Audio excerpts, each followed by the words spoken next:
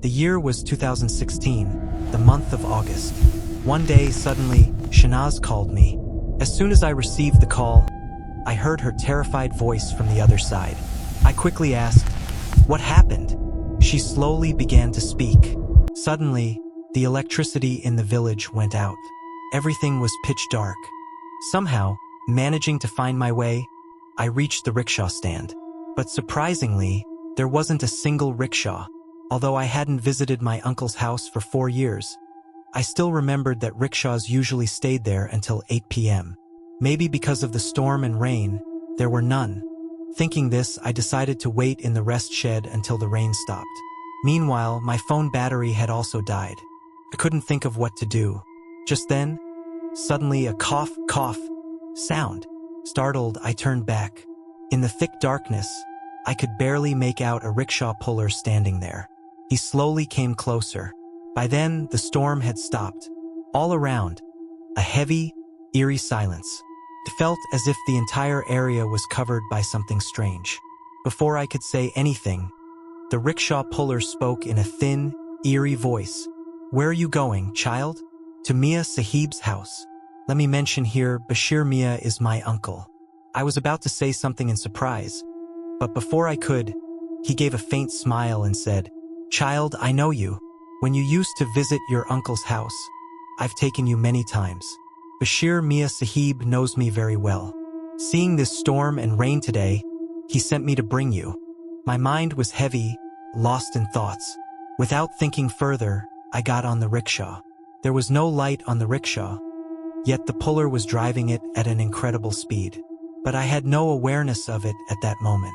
I came back to my senses with a sudden jolt. The rickshaw had stopped. At that moment, the moonlight broke through the clouds. The rain-soaked trees and grass reflected a silvery glow. I got down from the rickshaw and looked at the house. My eyes filled with tears. After a few moments, when I turned back to pay the fare, I froze. The rickshaw was gone. The rickshaw puller was gone. Only silence remained all around. Let me mention here, Saurav was the boy from the house next to Shanaz's uncle's place. The year was 2012, April.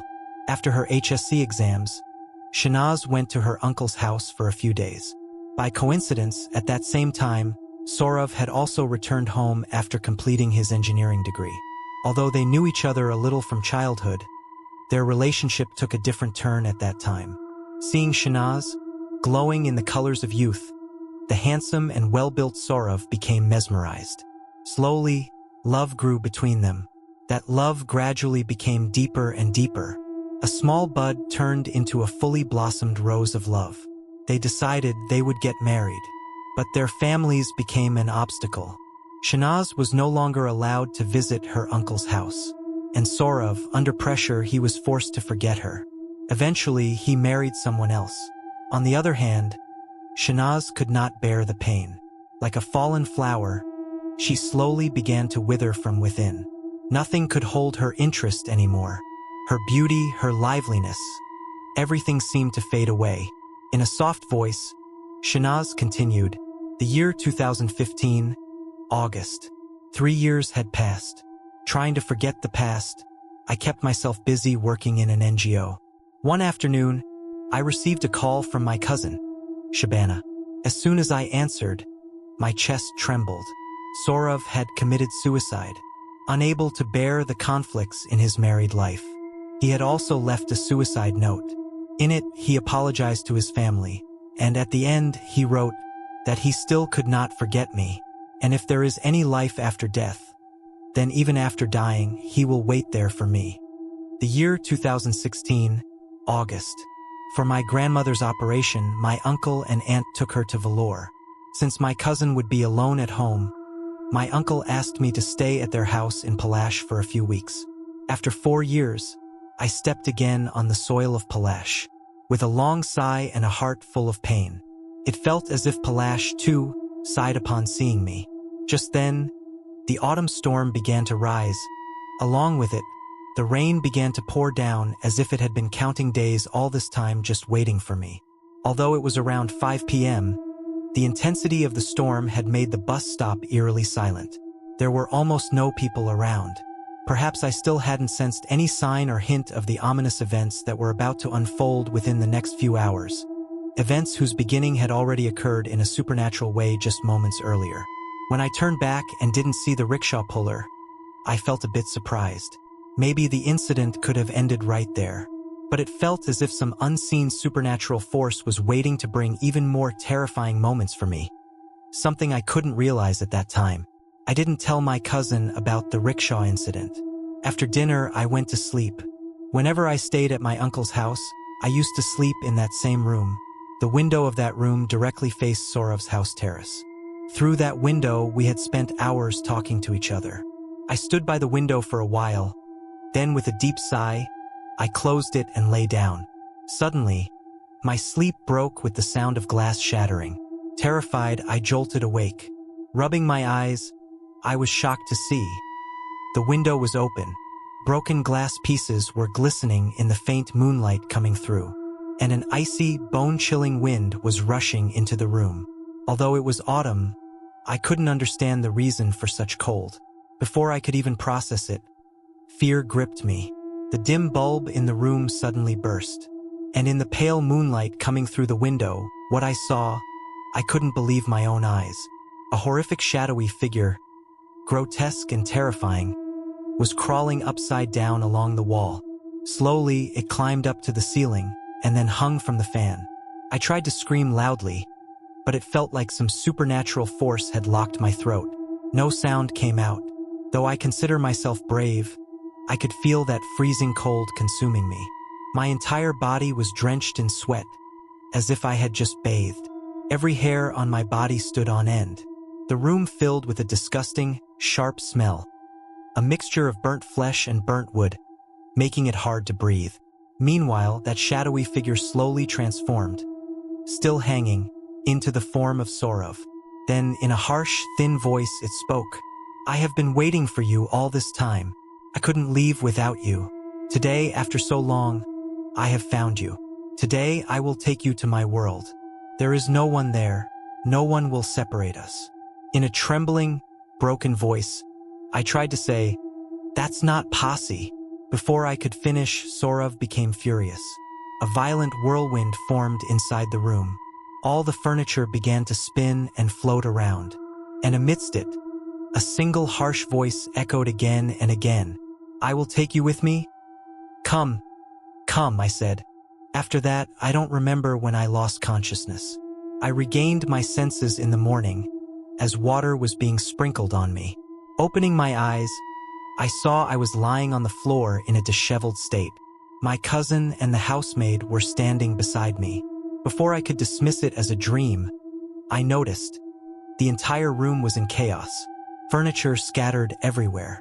My cousin, clearly frightened, asked, "Shanaz, what happened? Why are you lying like this? Say something." After calming myself a bit, I told her everything that had happened since the previous evening. Without wasting any time, she took me and left for my home. At this point, Shanaz stopped speaking. Now I will tell the rest. Exactly 1 year later, by the mercy of Almighty Allah, nothing major happened. But from August 8th to August 10th, 2017, Shanaz suffered from a severe fever. For 2 days, she remained speechless, lying on the bed like a lifeless statue. At that time, we thought it was just a fever. But in 2018, from August 8th to August 10th, the same thing happened again. Last time she said nothing, but this time she revealed that during those 2 days, Sorov's spirit stayed with her. When her family wanted to take her to a spiritual healer, she humbly pleaded, "Please, just let me live these 2 days my way. Otherwise, he will kill me completely." So her family, helpless, accepted this strange supernatural fate. Let me mention, August 9th was Sorov's birthday, and on August 9th, 2015, he had committed suicide by hanging himself. Even though Shanaz is now married elsewhere, every year during those same 2 days, she falls ill with fever and lies motionless like a stone. The month of August is approaching again. Perhaps the same will repeat once more. Allah Hafiz. With these words, she ended her story. What a strange. A person is forced, or perhaps willingly, spends 2 days every year with someone who no longer exists in this world. Dear viewers, this is the second incident. This story was sent to me by Soungmik Das. Anil, while attempting to steal a corpse, comes across a strange bell, and that discovery turns his life into a nightmare. Later, when Anil is found in the middle of a boat, he is brought back home. After returning home, the two men who used to work with him go to see him. There, Anil learns something shocking. They claim that on that day, they never went with him to retrieve the corpse. They say that when they reached the riverbank, they saw no one there. Neither Anil nor any boat tied to the ghat. They assumed Anil might have taken the boat somewhere else. They waited for quite a long time, but when Anil didn't show up, they realized he probably wouldn't come that day. So they returned home. But when they told Anil the time they had gone, Anil realized something terrifying. Before they had even arrived, he had already taken a boat from that very place and gone to retrieve the corpse with them. Then who were the two people with him? That remained unknown. Anil developed a high fever. He told his family that he had gotten into this condition after being frightened while fishing. A local healer came and performed rituals on him, but Anil could not escape the influence of that bell. From that moment on, every night, the sound of a bell echoed. He felt as if someone was running outside. Anil became extremely disturbed. The fear of death haunted him constantly. Living like this was unbearable. Every night brought terror. So Anil decided to do something about this bell. At that time, Anil's father worked as a laborer 3 villages away. When he heard about his son's condition, he immediately decided to return home that very night after finishing work. From his workplace, he had to cross an open field after passing 2 villages to reach his own village. By the time he finished work, it was already quite late. When he stepped into the field, darkness had completely taken over. The previous village behind him had disappeared into the night, and the one ahead was not yet visible. He had a small light in his hand, barely enough to see a little of the path ahead. The battery was almost dead. At that moment, he heard a faint ringing of a bell. He was surprised. Who would ring a bell in such a deserted field at night? He moved the light around, but saw nothing. He began to walk faster. Then it felt as if the sound was circling around him. He stopped. Suddenly, it felt like the sound was coming straight toward him, growing louder and louder. As it came closer, a small figure began to emerge from the darkness.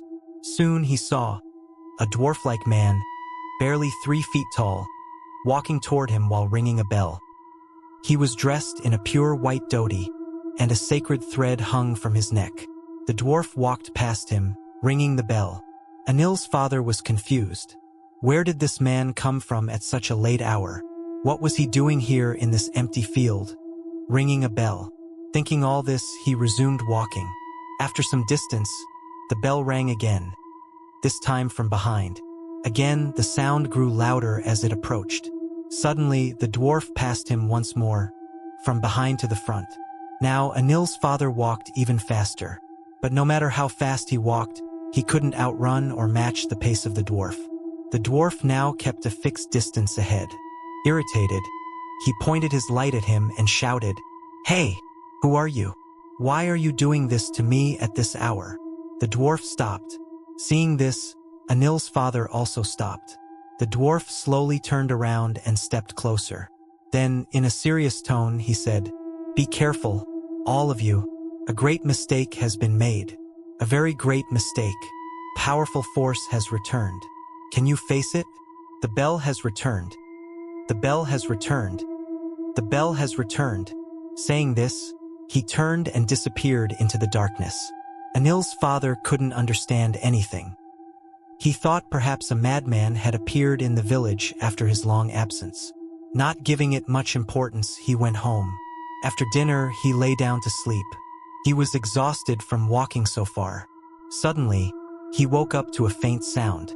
It felt like someone was walking on the tin roof. He sat up. Then came that familiar bell sound again. Now it was louder, much louder than before. Felt like it was approaching slowly, but intensely. The sound was piercing his ears. Anil's mother also woke up and said, "Do you hear this sound? Ever since that thing came into the house, all this has started. Anil's father recalled the strange incident from earlier that night. Neither of them could understand anything. They couldn't sleep for the rest of the night. It felt as if the bell was ringing from Anil's room, continuously, ringing, ringing, and still ringing.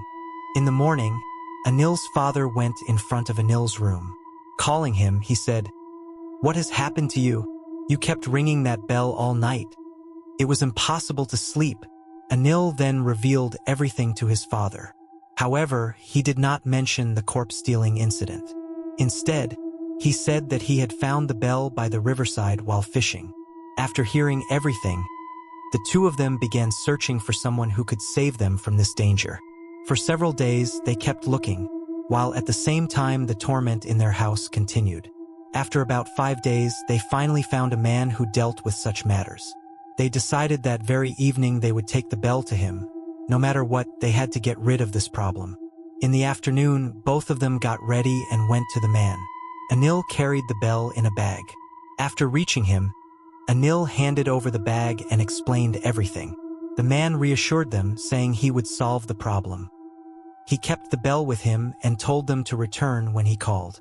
Anil's father went back to work. For a while, everything seemed peaceful. There were no more disturbances. It felt like a heavy burden had been lifted from Anil's chest. Nearly 10 days passed without any trouble. Everything seemed normal. One day, Anil's father came home earlier than usual. He and Anil were sitting in the yard, talking in the morning. Suddenly, they saw a man approaching from a distance. When he came closer, he said, "The man you gave the bell to has sent me. He wants to see you as soon as possible, if possible right now." Anil and his father quickly got ready and went with him. The man took them straight to a hospital. They were surprised and asked, "Why are we here?" The man replied, "Come, I don't know anything. He will tell you everything." Inside, they saw the healer lying on a bed, his right hand and head bandaged. Seeing Anil and his father, the man burst into tears. Anil stepped forward and asked, "What happened to you?" With tearful eyes, the man replied in a trembling voice, "My life is ruined. My son is gone. It took my son away." Tears rolled down his face. Wiping his eyes, he began, "After you gave me the bell, strange things started happening. I have handled many such problems in my life, so I wasn't too worried at first. I kept the bell in my son's room and went to sleep. I was busy with some work for the next 2 days. But from the very first night, we all started hearing the sound of a bell. Felt like it was circling around the house. Gradually, the sound became so intense that it was impossible to sleep. The next day, I sat with the bell to investigate, but I couldn't find anything. So I kept it again and went to bed. That night, I noticed someone running across the tin roof, from one end to the other. I sat up, but this time, the bell sound was different. It was coming from one direction, not circling around. The sound slowly grew louder. I took a light and stepped outside. Then I realized the sound was coming from my son's room. Along with my wife, I went to his room. The door was locked from inside. We kept calling him, but he didn't respond. The bell sound kept coming from inside. Continuously, we broke the door open and went in. And what I saw, my son was standing there holding the bell, ringing it continuously. He showed no reaction to us entering or standing in front of him. His mother shook him, but he didn't respond. He just kept ringing the bell. Then I saw his hand was cut, bleeding, yet he kept ringing it. I brought some water, recited prayers, and sprinkled it on him. Suddenly, he returned to normal. He asked us why we were in his room at such a late hour, and what had happened to his hand. I didn't answer his questions. I just told him to sleep. That night, nothing else happened. But I was deeply worried. I have handled many such cases before, but never has something like this affected my own family. The next morning, I sent my son to his grandmother's house. The following night, I sat again with the bell. Through a familiar jinn, I tried to find out the truth. What I learned was unclear. But one thing was certain. This bell is the source of power of a very powerful jinn. And that jinn commands many other powerful jinns. they consider him their master. I cannot fight against this force. This bell should never have returned. But it has returned. Hearing all this, I couldn't understand what he meant. I became deeply worried. That night, around midnight, someone called my name from outside. When I stepped out, the voice said, "Your son is very ill. Go to him immediately. Otherwise, you won't be able to save him. The bell will take him." And then the figure disappeared into the darkness. Not knowing what to do, I immediately set out toward my in-laws' house. It was about 10 kilometers away, and I had to cross a river on the way. At that late hour, I didn't know if I would find any transport or boat. But I couldn't waste time. I started walking through fields and farmland. A cold wind brushed against my face. All around me was pitch darkness. And within that darkness, I could faintly hear the sound of the bell again. Felt like it was circling around me. I shone my light everywhere, but saw nothing. Eventually, I reached the riverbank. Everything was silent, except for the sound of flowing water. At the ghat, I saw 2 boats tied. Nearby, there was a small hut. I shouted, "Is there any boatman here?" No response. I shouted again, "Please, if anyone is there, help me cross the river." Still no response. Thinking no one was there, I untied one of the boats and got in. I wasn't very good at rowing, but I had to go. For a father, nothing is greater than his child. When I reached the middle of the river, I suddenly saw something sitting at the front of the boat. I had placed the light on the wooden deck of the fishing boat, and in that faint light, I saw a dwarf-like man sitting there, wearing a white dhoti. In his hand was a bell, and a sacred thread hung from his neck. I was already in the middle of the river with the boat. He looked at me and said, "By now, your son may no longer be in this world. The bell may have already killed him." I shouted angrily, "Who are you?" He replied, "I am the white bell. I have come to warn you. This bell brings nothing but death." Saying this, the man disappeared into the darkness right before my eyes. By then, I had already reached the other side. I tied the boat to a tree and rushed toward the house. When I arrived, I saw chaos everywhere. Many people had gathered. I ran inside and saw my son lying on the floor, his body covered in countless scratch marks, blood flowing from his wounds. I had sent him here to keep him safe, and this is what happened to him. I was filled with rage. What fault did my son have? Why did he have to suffer like this? The next day, I took my son's body back home. I wanted revenge. That night, I sat alone in a room and tried with all my strength to destroy whatever this was. As soon as I began, I heard intense bell sounds outside. I became irritated. Then suddenly, a violent wind started. It felt like everything would be torn apart. The door burst open. Strong winds rushed into the room, throwing everything into chaos. Suddenly, something like a gust of force entered the room. I couldn't understand anything before I felt myself being lifted and slammed to the ground. After that, I remember nothing. When I regained consciousness, I was lying in a hospital bed. My small, peaceful family had been completely destroyed. I cannot accept this. I want to stay away from that cursed bell. Take it away. Please take it away. I will give you the address of someone. Go to him. Maybe he can do something. Then his wife handed the bag containing the bell to Anil. Anil and his father left the hospital, both deep in thought. What would they do now? Was there truly no escape from this bell? Holding the bag, they returned home. Both their faces were filled with worry. Is there really no way out of this? 2 days later, they went to the address given by the healer. It was quite far from their village. This time, Anil took his father and a cousin with him, as the journey was long and required traveling by boat. The 3 of them reached the place and saw that the man was a well-known and respected healer. Many people were waiting there. They had to take a turn as well. They arrived at noon, but by the time everything was done and their turn came, it was already late afternoon. The sunlight had begun to fade. When they handed over the bell, the healer examined it carefully and listened to everything. Then he said, "Leave the bell here. Come back after 7 days. I will destroy it within that time." As they were about to leave, the healer called them back and said, It's almost evening now. By the time you reach home, it will be night. Even though you have light, take these and tie them on your hands." He handed each of them a talisman. They tied the talismans on their hands and left. Everything around them felt hazy, like a blurred darkness. They started walking toward the river.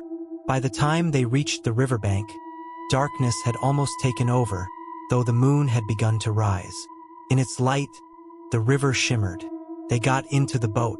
Anil's father sat in the middle, and Anil's cousin was rowing in front. After traveling some distance, Anil's father took over rowing. The full moon shone above them. The sound of water hitting the boat and the soft breeze, it all felt strangely calming. After so many days, Anil felt a sense of relief, thinking that perhaps this time he would finally be free from the bell. He had heard that this healer had never failed in such matters. Hope began to grow inside him. Thinking all this, Anil slowly fell asleep. Suddenly, a woman's scream woke all three of them. They looked toward the riverbank. A woman was standing there, calling out to them loudly. Late at night, seeing a woman standing like this on the riverbank, they were quite surprised. Anil's father addressed the woman and said, "What happened? Why are you calling us?" The woman said, "Can you take me with you? Please drop me at the next ghat. My son is very sick. I came here for work, and at this late hour I am not getting any boat to go back. If you could do me this favor." Anil and the others thought, since a woman was here alone at such a late hour and they were going in that direction anyway, they might as well take her along and drop her off. Anil's father steered the boat toward the bank, and the woman got on. She had a cloth bundle in her hand. After boarding, she exchanged a few words with Anil's father, and the boat started moving again. Everyone became silent.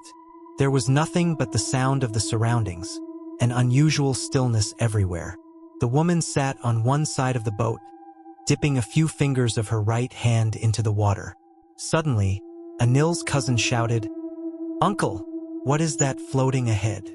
Anil's father looked and saw something like a white cloth floating toward them. He tried but couldn't steer the boat away from it. Fear turned his face pale. Anil grabbed the oar with his father and tried his best to move the boat in another direction. But in the end, they couldn't. By then, the white object had come closer. As it floated near, it became clear. It was nothing but a corpse wrapped in a shroud. This made Anil even more terrified, because he had seen this exact corpse floating in a pond he knew. And now that very corpse seemed to be approaching their boat. Could it be that they were once again trapped under the influence of that bell? Before he could think further, the corpse struck the boat hard. Holding onto the boat tightly, they somehow managed to steady themselves. The corpse drifted past along one side of the boat. But then the three of them realized the woman was no longer there. Only the cloth bundle lay in the middle of the boat. Anil's father said, "Check if she fell into the water." Just then, the cloth bundle moved. A rustling sound made everyone look at it. Suddenly, before their eyes, the bundle opened, and out came a 4-year-old child. Its appearance was horrifying beyond words. Cuts and wounds all over its body, blood flowing from them, soaking the planks of the boat. The child began jumping around on the boat. Blood splattered from its body onto them. The situation became unbearable. They couldn't stay on the boat any longer. Anil's father quickly steered the boat toward the shore. As soon as they reached, they all jumped off onto the ground. The moment he stepped on land, Anil realized their mistake. This was the very place he had once come to steal a corpse. The field was right in front of him. But by then, it was too late. Anil's father and his cousin had already run off somewhere. Anil started shouting loudly for his father and ran forward along a row of trees. Suddenly, he saw, on the other side of the trees, a huge gray human-like figure was running alongside him. On its shoulder sat a pitch-black dwarf-like figure holding a bell, ringing it continuously. The massive figure ran at the same pace as Anil. Terrified, Anil could barely move his limbs. He screamed, "Father, where are you? Save me. Save me from this bell." But no one seemed to hear him. There was no one anywhere. Anil began to think, was this the end? Would the light of his life be extinguished like this? Just then, he heard his father calling, "Hey Anil, come this way." Following the voice, Anil ran forward. The familiar pond appeared ahead, and the shadowy figure was gone. As he crossed the pond, he saw his father and cousin standing near that same house. As Anil approached, he saw an old man and an old woman standing there with a hurricane lamp in hand. Anil grabbed his father's hand and said, "Why are you standing here? They won't help you. They are not human." But Anil's father scolded him. "They are standing right here alive, and you're saying they're not human?" The old man looked at Anil's father and said, "He is right. We died many years ago. In that room beside, our half-decayed bodies lie. This bell has forced us to do all this. None of us can go against it. After all these years, the bell has returned again." Saying this, the old couple vanished into thin air. Anil's father, gathering courage, moved toward the side room. A rotting stench hit his nose. A hurricane lamp burned on the table, and on the floor lay 2 half-decomposed corpses. He rushed back, grabbed both of them and said, "Not a moment more here. Let's go." The 3 of them ran toward the boat, holding hands. From behind came the sound of the bell. They didn't dare look back. In fear, they ran, boarded the boat, and started rowing hard toward home. When they reached their village ghat, dawn had begun to break. A reddish glow appeared in the eastern sky. Exhausted, they got down and walked home. After reaching home, Anil asked his father and cousin, "Where did you go after getting off the boat?" "I searched and called so much, but there was no response. While searching for you, I saw a giant figure running beside me, with a black dwarf sitting on its shoulder, ringing a bell. Then I saw both of you standing in front of that house." Anil's father and cousin said the same thing. They hadn't seen anyone around either. While running, they too had seen that figure. His father said, "I kept calling you in fear, and suddenly I found myself standing near that hut." The cousin added, "I also saw that house and uncle standing there, so I stopped." The 3 of them realized they had all seen the same thing and had stopped in the same way. But what did it mean? Why they didn't see anyone beside them while running, and why they were being led in that direction, they didn't know anything about it. They had no explanation for it either.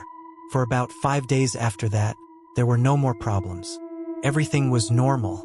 They all finally breathed a sigh of relief, thinking the issue had been resolved. But suddenly, on the 6th day, a man arrived at their house. He had come from the same cabbage to whom they had given the bell. The man informed them that the cabbage had been trying in his own way at night to destroy the bell. There were 4 of them with him. For the first 2 days, he couldn't do anything because, for some unknown reason, he was unable to summon the jinns that usually assisted him, something that had never happened before.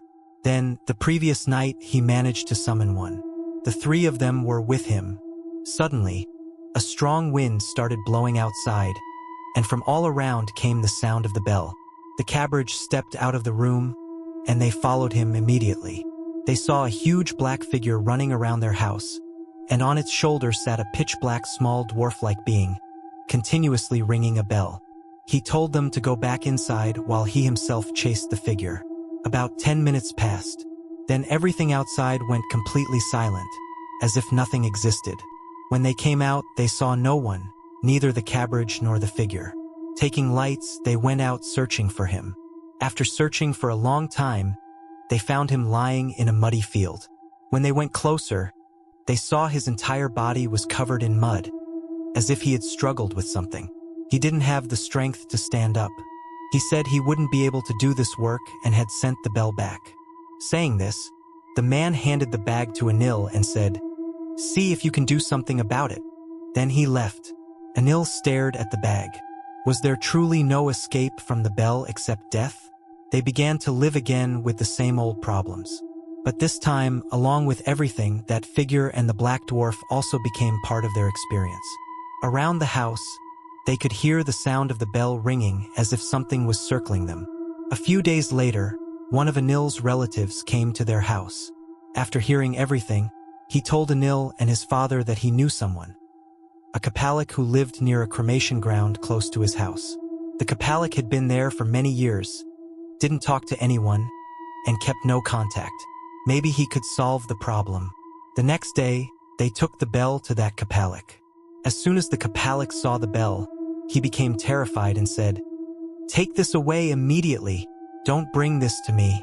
I cannot do anything about it. Trying to deal with this means inviting death. Go away from here."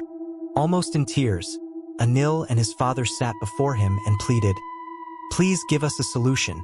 We cannot go on like this. Our lives are being destroyed because of this bell." After hearing everything, the Kapalik said, "I cannot do anything about this, but I once stayed in India where there are 7 brothers. I have lived with them. They might be able to do something. I will give you their address. Talk to them, they may solve it. But never bring this bell to me again." Taking the address from the Kapalik, they returned home. The address was of a village in Punjab, India. Since Anil's family had relatives in India, they contacted them and explained everything to the 7 brothers.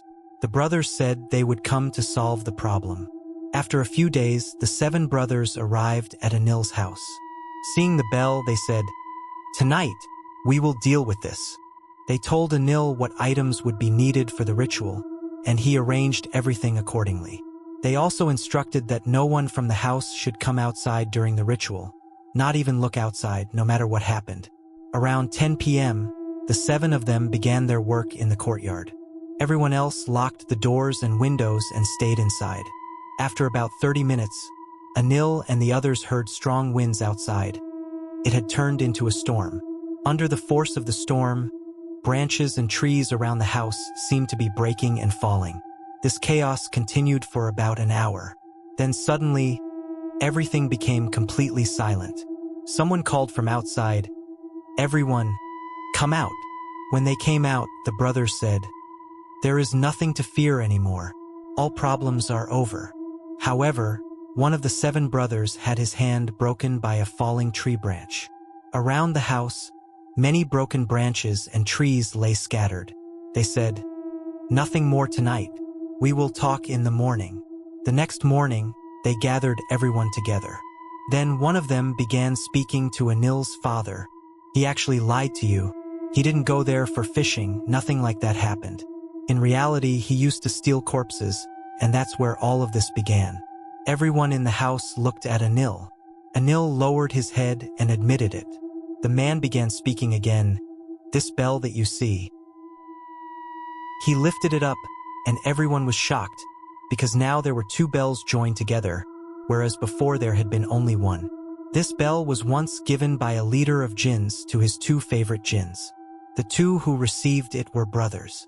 Looking at Anil's father, he said, "The man in the white dhoti whom you saw was one of them, and he was good. The other one, the dark figure you saw, is the evil jinn." Using this bell, he kept many powerful jinns under his control and became even more powerful with their help. Many years ago, in a certain area, that evil jinn began torturing people and killing them using this bell. At that time, some great and pious scholars of that region came together. They combined the 2 parts of this bell into one, and through it, the good jinns managed to imprison the evil jinns. The good dwarf-like jinns stood guard over this bell. Then those scholars buried it inside an old grave so that it would never fall into human hands. But Anil, while trying to steal a corpse, brought this cursed bell out of the grave. While running, he fell, and the joined parts of the bell separated. As a result, the imprisoned jinns were released. After being trapped for so many years, they became furious at humans and began this destruction. The old man, the old woman, and the lady you saw, they were also victims of this bell. When the bell first began its terror, they were killed. The evil jinns took their forms to frighten you. That day, if you hadn't been wearing those talismans, they would have killed you in the middle of the river. When we began our work, the good jinn appeared before us, the dwarf. He told us that the other part of the bell was lying in the jungle near that grave. With his help, we brought that part back, joined the bell again, and imprisoned the evil jinns once more. There is no more problem now. We are taking this bell with us. We will destroy it completely and eliminate all the evil powers associated with it. After saying this, they left. Many years passed after that, and no more problems occurred. Anil gave up his corpse-stealing profession forever.